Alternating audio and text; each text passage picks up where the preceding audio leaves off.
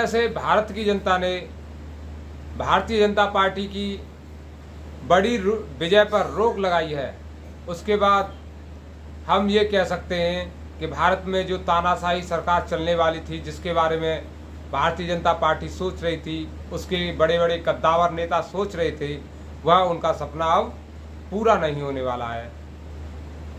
जिस तरह से मोदी जी 400 पार का नारा दे रहे थे और 250 का आंकड़ा भी नहीं छू पाए, उसके बाद उनको बहुत तगड़ा झटका लगा हुआ है।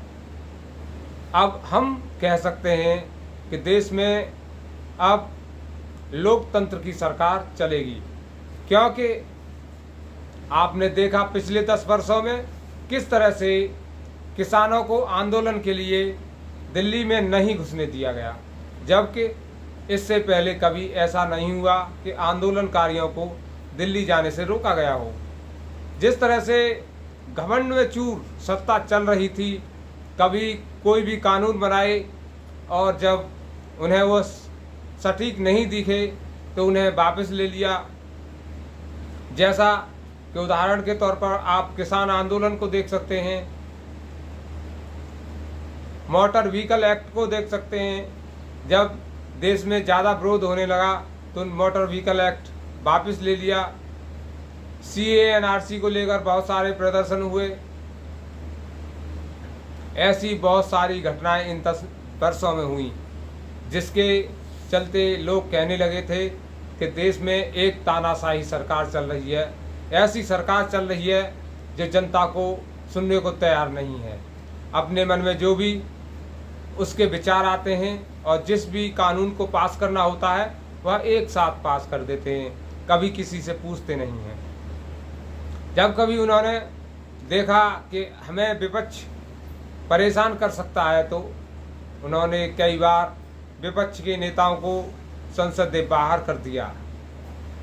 यह वानगी एक तानाशाह की होती है, लेकिन देश की जनता ने फिर 2024 में मूड बनाया और मोदी जी की सरकार को स्पष्ट बहुमत देने से मना कर दिया, यानी मोदी जी को पूरी तरह से नकार दिया गया है।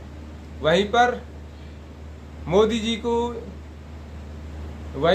जी को एक और बात विचार करनी चाहिए कि वाराणसी में जिस तरह से मोदी जी को बहुत कम % के हिसाब से वोट मिले हैं, वह उनकी छवि को धूमिल करने वाला है।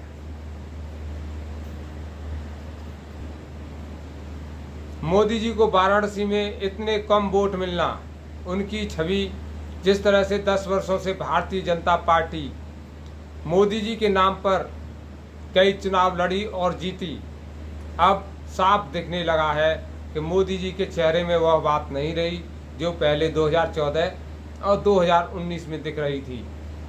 किस तरह से मोदी जी की लोकप्रियता में कमी आई है, आप देख सकते हैं वाराणसी के परिणामों से। मोदी जी ने जिस तरह से चुनावी कैंपेन उठाया था, उन्होंने एक बिगुल फूका था राम मंदिर के नाम पर और हिंदुत्व के नाम पर। लेकिन जब पहले चरण के चुनाव हुए, उसके बाद हवा बदली और इस हवा को मोदी जी और भारतीय जनता पार्टी भांप चुकी थी कि हम कुछ गलत रास्ते पर जा रहे हैं, जिसके बाद उन्होंने अपना पूरा नैरेटिव एम पर सेट कर दिया। जैसे मुसलमान, मंगलसूत्र और कई ऐसे नैरेटिव लेकर आए कि जिस पर विपक्ष लड़े, लेकिन विपक्ष ने अपने पिच पर मोदी जी को खिलाया, जिसका परिणाम आपके सामने है कि भारतीय जनता पार्टी पूर्ण बहुमत नहीं प्राप्त कर सकी और 250 से नीचे ही सिमट गई। उसे कुल 240 सीटें मिल पाईं। अब जिसके चलते भारतीय जनता पार्टी को अपने सहयोगी दलों से करना पड़ रहा है। आप देख सकते हैं किस तरह से परिणाम आने के बाद ही मोदी जी चिंतित दिखने लगे, नीतीश कुमार और नायडू से संपर्क करने लगे। लेकिन जिस तरह से अभी तक स्थिति साफ नहीं हुई है, आगे देखना होगा किस तरह से भारत की जनता, भारत के नेता सरकार बनाने में कामयाब होते हैं। लेकिन भारत की जनता ने जिस तरह से भारतीय जनता पार्टी को अधर में लटका दिया, कभी भारतीय जनता पार्टी और नरेंद्र मोदी जी ने सोचा नहीं होगा। लेकिन जिस तरह से उनके 10 वर्षों के कार्य रहे, उनसे जनता असंतुष्ट थी, जिसलिए भारत की जनता ने उन्हें नकार दिया।